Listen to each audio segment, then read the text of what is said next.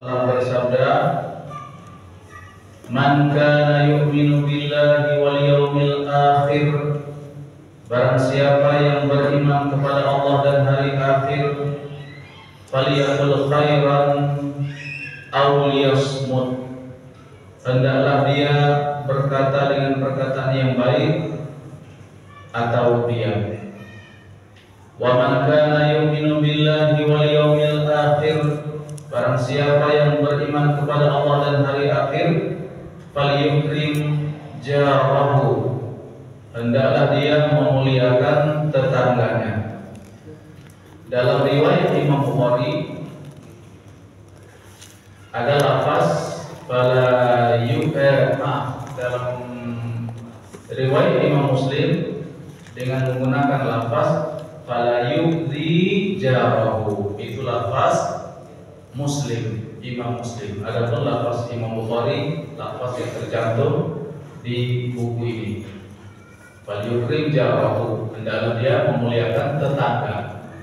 Tapi dalam riwayat Muslim, fala yu'dhi jarahu, jangan dia menyakiti tetangga. Wa man kana yu'minu billahi wal yawmil akhir, barang siapa yang beriman kepada Allah dan hari akhir, falyukrim dhaifahu, hendaklah dia memuliakan tamunya. Hadis riwayat Bukhari Muslim. Tadi sudah kita sampaikan ada satu kalimat yang agak beda pada tetangga. Imam Bukhari dengan falyukrim jarahu, kalau Imam Muslim fala yu'dhi jarahu. Baik, penjelasan daripada hadis ini di buku kita fokus kepada tamu dan tetangga. Adapun wasiat yang pertama, hadis ini kan 3 wasiat. Lafaz man kana yu'minu billahi wal yawmil akhir, para ulama mengatakan ini lafaz motivasi. Bahasa Arabnya uslubul ighra wal hadd. Uslubul ighra wal hadd, ungkapan memotivasi, memberi semangat. Jadi Nabi mengatakan, kalau Anda ingin beriman kepada Allah dan hari akhir, lakukan ini, lakukan itu. Itu namanya ighra dan hadd, memotivasi, mendorong, menyarankan. Wasiat yang pertama adalah wasiat ucapan yang baik atau diam. Wasiat yang kedua adalah wasiat memuliakan tetangga atau minimal tidak menyakiti. Yang ketiga adalah wasiat memuliakan tamu. Tapi di buku kita ini fokus sepertinya, ya, setelah kita baca sampai halaman 62, fokus kepada tetangga dan tamu. Sementara wasiat yang pertama sepertinya tidak dijelaskan atau tidak dimasukkan dalam kandungan hadis. Maka untuk itu kita mulai dulu dari wasiat yang pertama sebagai pengingat. Walaupun barangkali sudah tersampaikan pada hadis sebelumnya, tapi kita mengingat. Baik. Wasiat pertama, Nabi mengatakan, "Man kana yu'minu billahi wal yawmil akhir, falyaqul khairan aw liyasmut." Barang siapa yang mengaku beriman kepada Allah dan hari akhir, hendaklah dia berkata yang baik atau kalau tidak diam. Dalam agama kita, lidah di antara nikmat Allah Subhanahu wa taala. Dengan lidah ilmu tersampaikan, penjelasan dijabarkan, tersambungnya risalah Allah dari langit ke bumi juga lewat lidah. Lidah sumber peradaban. Lidah alat utama media tersambungnya antara langit dan bumi melalui wahyu Allah Subhanahu wa taala, melalui malaikat Jibril kepada Rasulullah sallallahu alaihi wasallam. Lalu Rasulullah sallallahu alaihi wasallam menyampaikan kepada umatnya atau hamba Allah Subhanahu wa taala menggunakan lidah. Maka lidah adalah yang di antara nikmat Allah Subhanahu wa taala. Oleh karena itu para nabi, para rasul, hikmahnya dari Allah Subhanahu wa taala tak ada yang bisu. Allah Subhanahu wa taala menciptakan para nabi itu semuanya bisa bicara. Artinya apa? Artinya memang alat yang digunakan untuk menyampaikan wahyu adalah lidah. Misalnya firman Allah Subhanahu wa taala, "Alam naj'al lahu 'ainain." Bukankah kami telah menciptakan bagi mereka dua mata, wa lisanan, satu lidah, wa syafatain, dua bibir. Kata Allah. Ya, dua mata, satu lidah, dua bibir. Kalau mulut satu, tapi kalau bibir dua. Allah sendiri mengatakan syafatain, syafa artinya bibir. Alam naj'al lahu 'ainain wa lisanan wa syafatain, dua, satu, dua. Bukankah Allah menciptakan bagi mereka dua mata, satu lidah, dan dua bibir? Dan juga Allah sampaikan pada surah Ar-Rahman, Ar-Rahman, Allamal Quran. Allah yang Maha Penyayang mengajarkan Al-Quran. Khalaqal insan, 'allamahul bayan. Allah menciptakan manusia dan mengajarkan al-bayan. Al-bayan artinya cara menyampaikan, cara menjelaskan, retorika. Apapun namanya, manusia itu butuh keterampilan untuk menjelaskan. Maka kita perlu membiasakan anak-anak kita berani tampil. Pendiam itu baik, pendiam baik, tapi bicara menyampaikan kebaikan jauh lebih baik. Dalam hadis kan dikatakan, barang siapa yang mengaku beriman kepada Allah dan hari akhir, hendaklah dia bicara yang baik, atau kalau tidak, diam.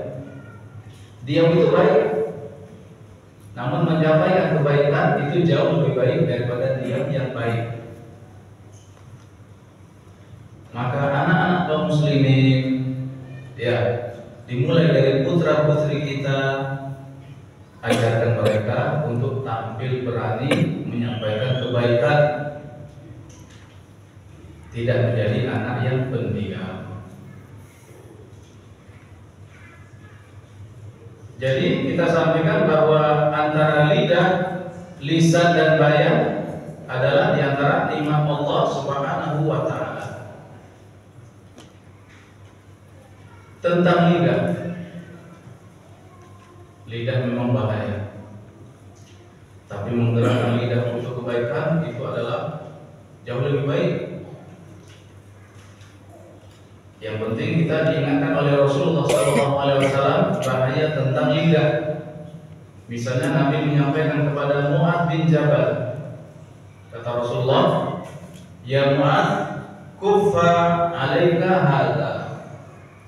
Wahai Mu'adz, tahan dirimu untuk menggunakan lidah. Kuffa 'alaika hadza. Hadza Nabi berisyarat kepada lidah. Maka Mu'adz pun bertanya dia. Artinya Mu'adz tidak menduga bahwa ucapan itu bisa memuliakan manusia atau bisa menghinakan manusia. Maka kata Mu'adz, "Ya Rasulullah, awanahnu mu'akhaduna bi alsinatihim?" Ya Rasulullah, apakah manusia akan merasakan akibat dari lidah mereka? Apakah manusia akan dihukum oleh Allah Subhanahu wa taala dengan lidah mereka? Kata Mu'adz.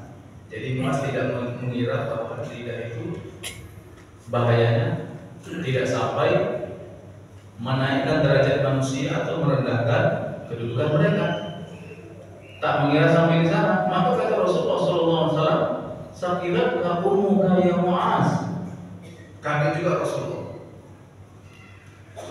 Sampai Rasulullah mengatakan, "Sakilat kamu muka ya Mu'az, wahai Mu'az.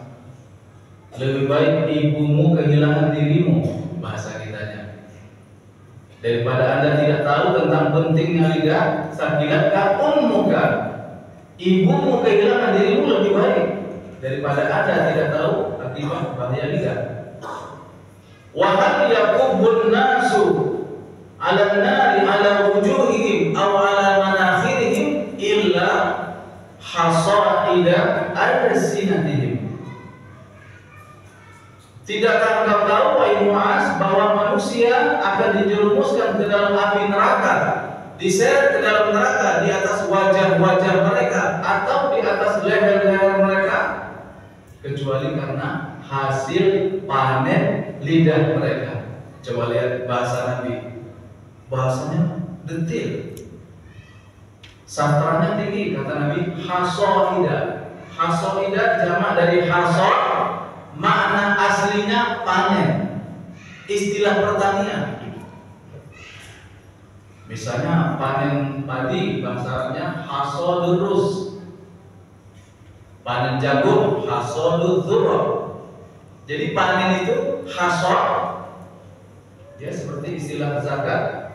Kan kata Nabi, kata Allah Subhanahu wa taala untuk zakat pertanian, kata Nabi, kata Allah, "Fa'tu haqqahu yauma hasadih." Hasad.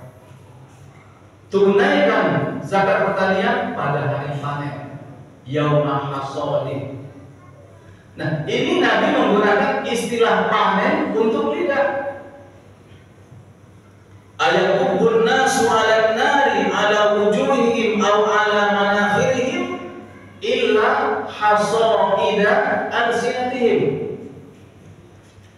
Tidakkah Anda tahu wahai Mu'az bahwasanya manusia diseret, digeret ke dalam neraka jahanam di atas wajah mereka atau leher mereka, kecuali karena akibat hasil panen lidah-lidah mereka.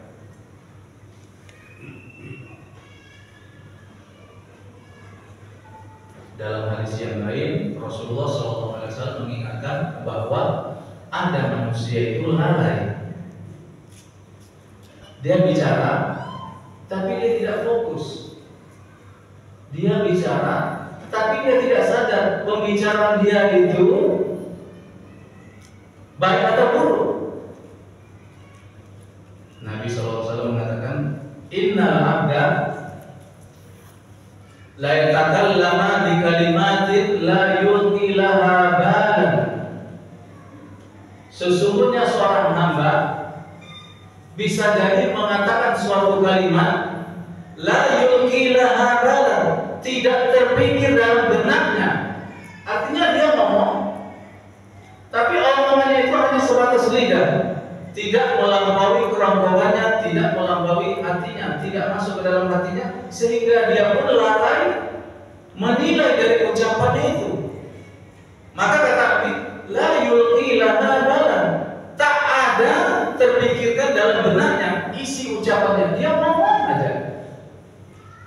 Wa hiya min ghadabillah, boleh jadi kalimat itu adalah sumber kemarahan Allah. Yahwi biha ila jahannam, dengan kalimat itu dia terjerumus bersama-sama dengan pengucapnya ke dalam neraka jahanam. Jadi Nabi mengingatkan kita. Ya, Nabi mengingatkan betul. Kalau kita bicara, hadirkan kesadaran kita, sadar betul. Rata-rata kalau kita membicarakan orang lain, itu kadang kita nggak sadar. Pertama kebaikan yang kita sampaikan, lalu setan membisikkan. 1000 kebaikan disampaikan, lalu setan menyiapkan celah. Ada satu saja kejelekan, lalu setan membisikkan. Waswasatis syaitan. Maka 1000 kebaikan yang tersampaikan itu endingnya berakhir dengan celah bahwa satu kejelekan dimunculkan. Nah, satu kejelekan dimunculkan, ya sudah berlanjut majelis ghibah, majelis gunjing. Nah, itu karena kita nggak fokus itu, nggak sadar kita kalau kita sudah jatuh ke dalam jurang ghibah. Nah, ini yang Rasulullah ingatkan kita, la yulqi laha balan. Bal itu artinya bisa benar, bal artinya bisa akal. Maka kita harus fokus dengan yang kita ucapkan. Pepatah Arab mengatakan, ini semuanya dari ahli hikmah, ma nadimtu minas sukut aktsar mimma nadimtu minal kalam. Penyesalan aku dalam diam tidak sebanyak penyesalan saya ketika bicara. Artinya kebanyakan manusia itu menyesal pembicaraan mereka yang disesalkan, bukan diamnya. Ya, kita kadang-kadang bisa menyesal, kenapa tadi tidak saya sampaikan, kenapa saya diam. Iya, kadang-kadang kita menyesal karena kita diam. Tapi kata ahli hikmah mengatakan bahwa penyesalan manusia itu terbanyak karena dia sudah mengatakan, bukan karena dia diam. Itu terbanyak. Ma nadimtu minas sukut aktsar mimma nadimtu minal kalam. Penyesalanku dari diamku tidak seberapa dibandingkan dengan penyesalanku terhadap ucapanku. Ahli hikmah yang lain mengatakan, in kana al-kalamu fiddatan fasukutu zahaban. Ini semuanya ucapan-ucapan motivasi, bukan hadis, ya, bukan hadis, tapi kita katakan ucapan mutiara sebagai pengingat, motivasi. In kana kalamu fiddatan fasukutu zahaban. Jika perkataan itu perak, maka diam itu adalah emas. Ada hikmah yang lain mengatakan, a'taqallahu lisanan wa udhunain litasma aksar min an tatakallam. Allah memberimu satu lidah dan dua telinga. Hikmahnya adalah agar engkau lebih banyak mendengar daripada bicara, karena telinga lebih banyak daripada lidah. Khairul kalam ma qalla wa dalla. Sebaik-baik ucapan adalah ucapan yang sedikit tapi tepat. Sedikit, ringkas tapi tuntas. Nah, itu bahasa kita. Ya, ma qalla wa dalla. Ma qalla wa dalla. Ucapannya itu enggak banyak. Qalla dari kata qalil. Ringkas tapi tuntas. Itu kata ahli hikmah, khairul kalam. Khairul kalam ma qalla wa dalla. Baik, perbandingan antara kapan kita diam, kapan kita bicara. Ini ada, kalau kita katakan ada tips, ada pedoman. Kapan kita bicara, kapan kita diam. Kata ulama salaf disampaikan oleh guru kita Syekh Utsman Al-Khamis, seorang ulama dari Kuwait. Dia menyampaikan ini, idza a'jabaka kalamuka fil majlis fasbut, wa idza a'jabaka sukutuka fil majlis faltakallam. Kata dia, jika engkau kagum dengan ucapanmu pada suatu majelis, maka tahan, diam. Wa idza a'jabaka sukutuka fatakalam. Tapi ketika engkau diam, membuat dirimu kagum, misalnya orang-orang lain bicara, kita biasa diam, lalu kita kagum, kita merasa bahwa kita bisa menahan dari lidah kita, maka kata ulama salaf, faltakallam, bicara. Artinya apa? Antara bicaranya kita dengan diamnya kita itu, di situ ada jeda yang disebut dengan tashihun niat, pembaruan niat dan perbaikan niat. Ketika kita tahu, wah kita bicaranya bagus, maka kita diam. Tapi ketika kita tahu dengan diri kita bahwa kita berhasil diam, maka hendaklah kita bicara. Untuk menghindarkan seseorang dari sifat ujub, ya, kagum dengan diri sendiri, tergelincir dalam niat. Nah ini ukurannya begitu. Kapan kita diam, kapan kita bicara dalam majelis, baik majelis resmi maupun majelis tidak resmi. Baik para jamaah rahimahumullah, ulama ternyata tidak sepakat tentang ucapan itu. Ya. Ada ulama yang mengatakan bahwa seluruh ucapan dicatat. Seluruh ucapan dicatat. Ternyata ada ulama lain yang mengatakan bahwa tidak seluruh ucapan dicatat. Jadi perkataan ada yang tidak dicatat. Maka para ulama hanya sepakat bahwa perkataan itu ada 3. Ya. Ucapan itu terbagi 3. Yang pertama, ucapan kebaikan. Kalamun fihi khairun. Perkataan mengandung kebaikan. Itu yang pertama. Yang kedua, kalamun fihi syarrun. Ucapan mengandung keburukan. Yang ketiga, kalamun la khaira fihi wala syarra. Ucapan kebaikan tidak ada, keburukan pun nihil. Ya, kebaikan tidak ada, keburukan tidak ada juga. Nah, para ulama itu ternyata tidak sepakat. Ada ulama yang mengatakan bahwa ucapan yang dicatat itu hanya ucapan yang mengandung sawab atau iqab. Yang dicatat itu hanya ucapan yang mengandung pahala atau dosa. Hanya itu. Adapun ucapan yang ketiga, menurut sebagian ulama tidak dicatat. Ucapan yang tidak mengandung kebaikan, tidak juga mengandung keburukan. Ada yang bisa memberi contoh yang ketiga ini? Al-kalamu laisa fihi khairun wala syarrun. Ucapan yang berpahala tidak, berdosa pun enggak. Ada contoh.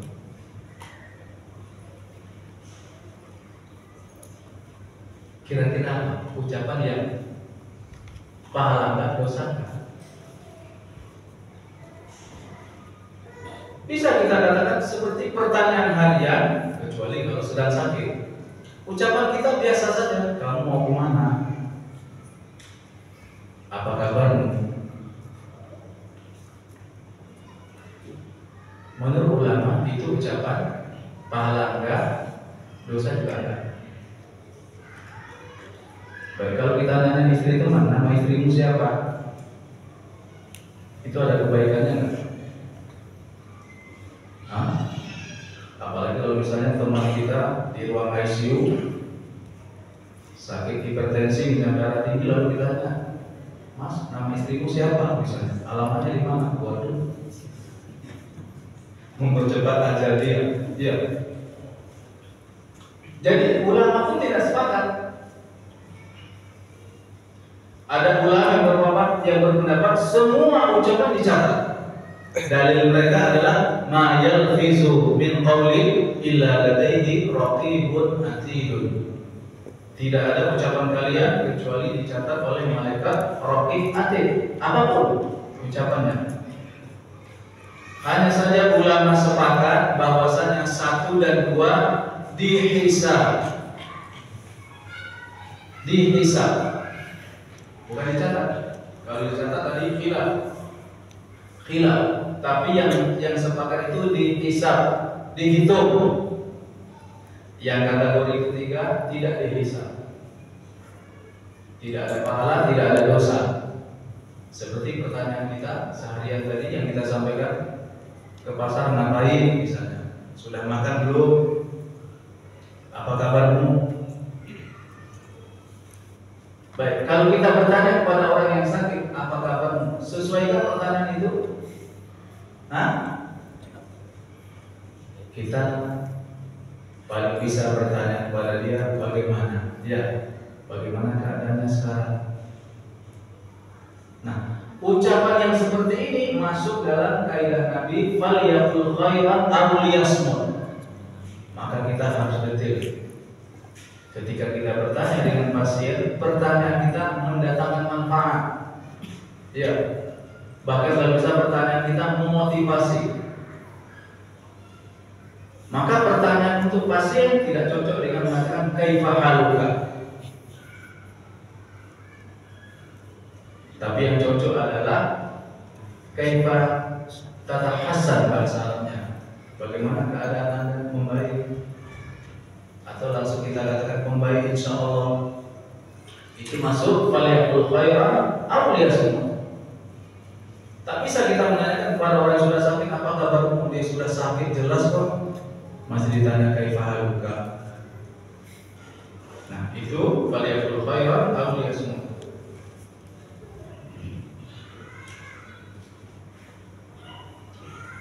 Baik, sekiranya cukup kita bahas tentang wasiat pertama, falyaqul khairan aw liyasmut, dari penjelasan yang sudah kita sampaikan. Baik, kita langsung ke halaman 61.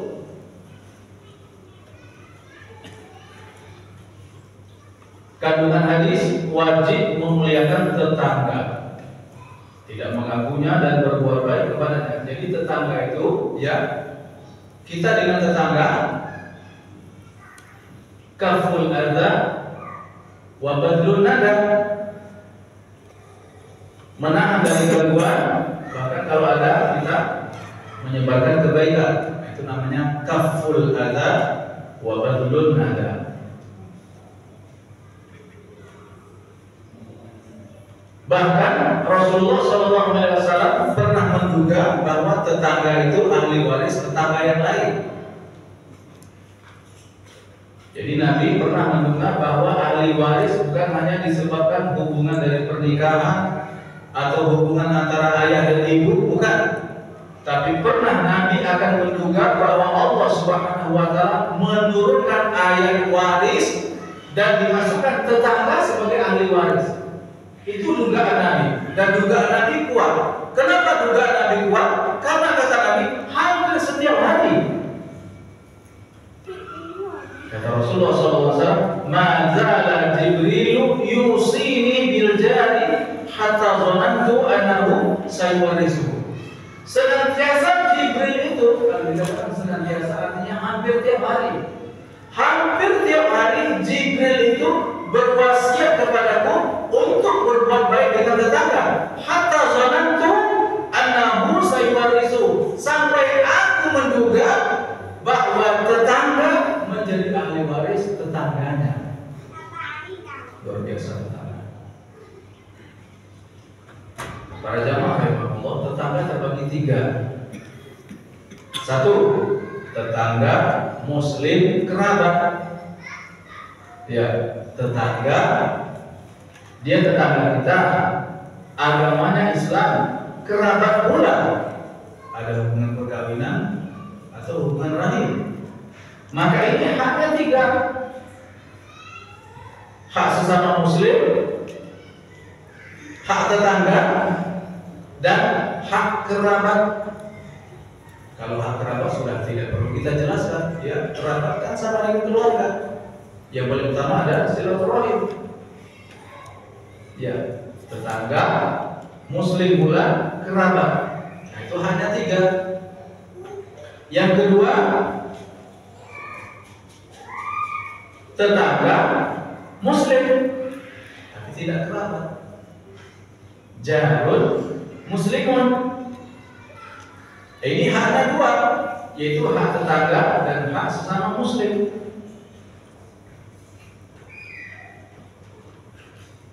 Yang ketiga adalah jarun kafirun, tetangga tapi tidak muslim, tetangga kafir, masih punya hak, yaitu hak tetangga. Hak tetangga. Maka kita selalu disampaikan atau ditanya, bolehkah kita bersedekah makanan misalnya atau minuman kepada tetangga yang kafir?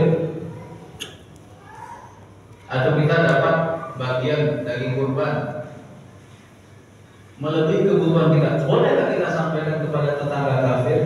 Boleh atau enggak? Nah, boleh. Boleh. Ini contohnya adalah Amr bin As. Abdullah bin Amr bin As. Abdullah bin Amr bin As hampir setiap hari berkata kepada pelayannya, "Arsilu ila jiranina hadza ta'am." Kirim makanan ini kepada tetangga-tetangga kita, kata Abdullah bin Amr bin As. Lalu pada kali pertama ditanya, "Kaifa jarukal Yahudi?" Bagaimana dengan tetanggamu yang beragama Yahudi? Apa dapat jatah juga? Kata pelayan Abdullah bin Amr bin As, bagaimana tetangga yang muslim? Ya, kami beri yang Yahudi. Nah, kata Abdullah, fabihi fabda'u. Tetanggamu Yahudi itu berarti kasih dia pertama kali. Dari situ Anda memulai sampai begitu. Ya, menunjukkan akhlak. Jadi para jamaah rahimahullah, dugaan kita ini berdakwah dengan orang kafir ketika kita belum beriman dalam hal senjata, ya, bukan kita mengkritik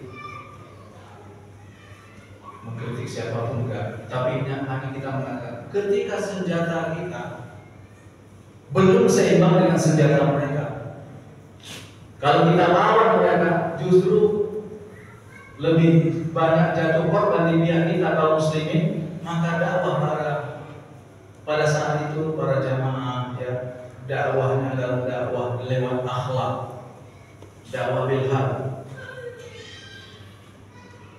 Belum bisa dakwah bil jihad. Kalau sudah secara di atas kertas kaum muslimin misalnya masih lemah, belum seimbang, maka dakwah bil akhlak dan bukan dakwah bil aslihah. Tidak, belum, barangkali belum waktunya dakwah dengan senjata. Akibatnya apa? Akibatnya ketika perhitungan tidak cermat, kita misalnya berhasil membunuh 1.000 orang dari pihak mereka, tapi mereka bisa membalas belasan ribu. Apakah itu hikmah? Hikmah dari sana, ketika kita hanya mampu 1.000, lalu mereka balas dendam belasan ribu misalnya.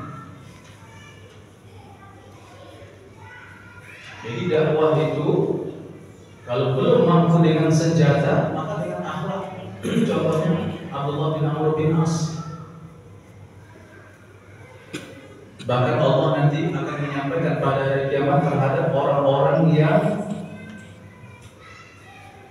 mengaku lemah di bumi Allah. Mereka mengaku lemah, maka Allah menyampaikan hujahnya. Alaysat ardullahi wasi'ah fatuhajiru fiha. Wahai orang-orang yang mengaku lemah, bukankah bumi Allah itu luas? Jika Anda tidak aman di sini, Anda bisa cari bumi Allah yang lain. Maka para jamaah rahimahullah, memang dakwah dalam Islam, ya, nggak bisa sebatas provokasi, itu nggak bisa. Kita provokasi orang kafir, membunuh mereka puluhan, mereka bunuh kita jutaan. Bukankah ada hadis Rasulullah SAW, kematian satu muslim bagi Allah lebih berat daripada hancurnya langit dan bumi. Jadi nyawa orang Islam itu mahal. Nggak bisa kita provokasi orang kafir yang Allah takdirkan mereka sedang kuat. Nggak bisa. Mari kita jaga jarak kaum muslimin, terutama jarak anak-anak, para wanita, para lansia. Ya. Intinya adalah bahwa dakwah itu dengan akhlak. Kalau belum mampu dengan senjata, tafadhol. Kalau kita sudah mampu dengan senjata, kita punya ahli nuklir, senjata kita kuat, ya tafadhol. Seperti Nabi SAW ketika dia sudah kuat, dia merebut utamakan. Tapi kalau lemah, ya mundur. Kalau lemah, hijrah. Baik, kita kembali kepada tema. Yang kedua, wajib memuliakan tamu. Ya, tamu itu kunci keimanan. Bagaimana cara kita melayani tamu? Nah, di situ iman kita dinilai. Bagaimana batasan melayani tamu? Nah, ini bagus sebagai rujukan. Di sini juga dijelaskan tentang durasi bertamu. Malam pertama, malam kedua, malam ketiga, malam keempat, dan seterusnya. Para ulama memberikan pedoman terkait dengan hukum melayani tamu. Baik, tamu malam pertama, hukum melayaninya wajib. Wajib tamu pada malam pertama. Malam kedua sunnah. Artinya apa? Pahalanya lebih besar daripada malam pertama. Malam pertama sekedar wajib. Artinya tidak utama tapi wajib. Malam kedua sunnah.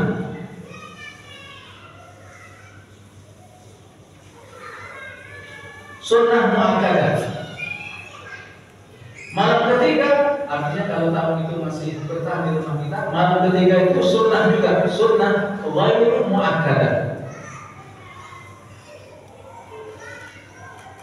Sunnah, tapi sunnahnya tidak kuat lagi, tidak sekuat pelayanan malam kedua. Malam kedua tadi sunnah muakkad. Kalau malam ketiga sunnah ghairu muakkad. Malam keempat kata para ulama adalah mubah. Mubah artinya kalaupun kita mengajukan alasan maka kita tidak berdosa. Jadi melayani tamu itu pada malam keempat mubah.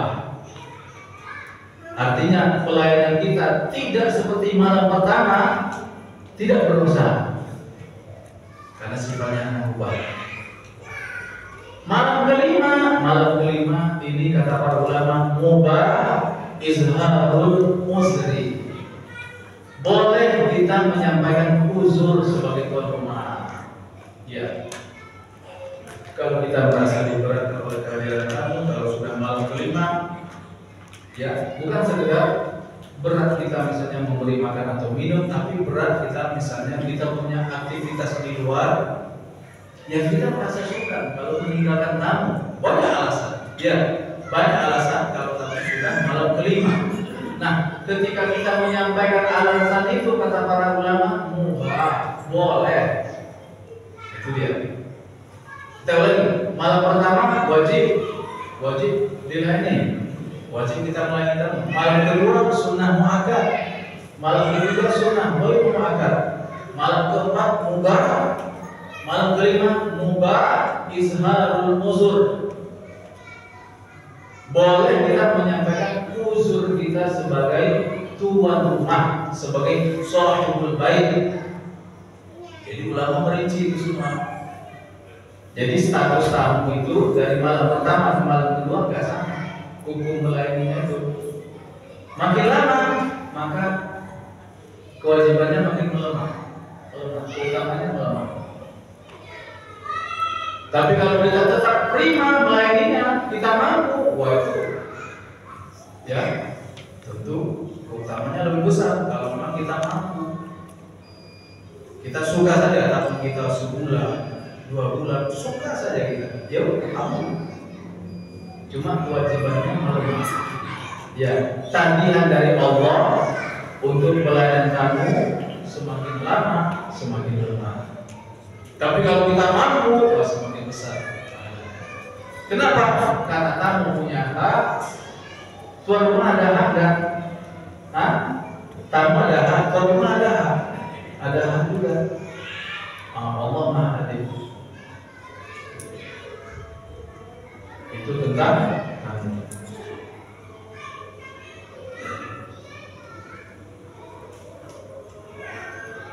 Di sini dikatakan pada halaman 62, kewajiban menjamu tamu adalah sehari semalam dan selebihnya adalah sunnah yang sudah kita sampaikan.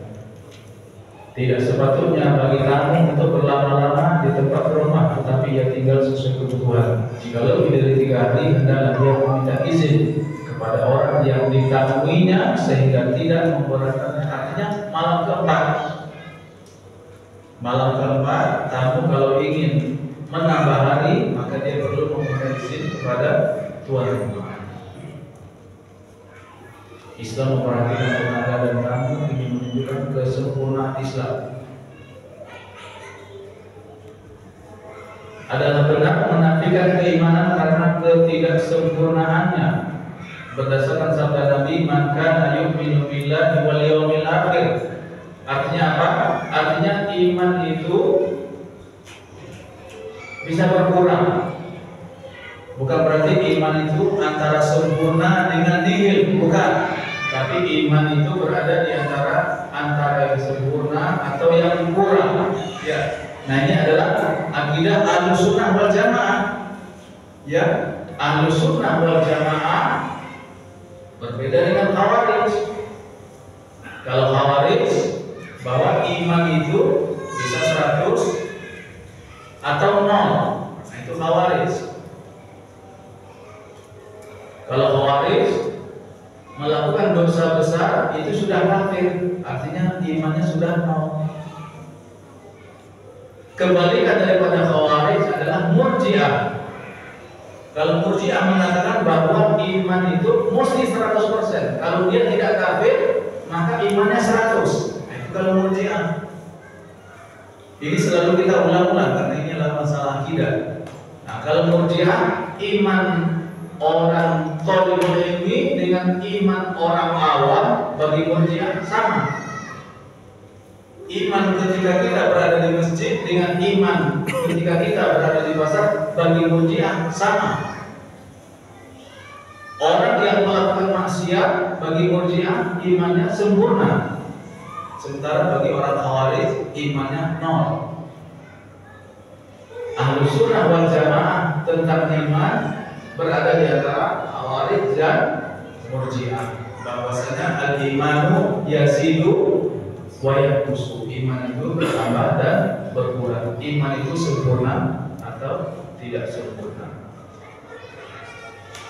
Baik, wassallallahu ala Muhammadin wa ala alihi wa sallam tasliman katsira. Subhanakallahumma wa bihamdika asyhadu an la ilaha illa anta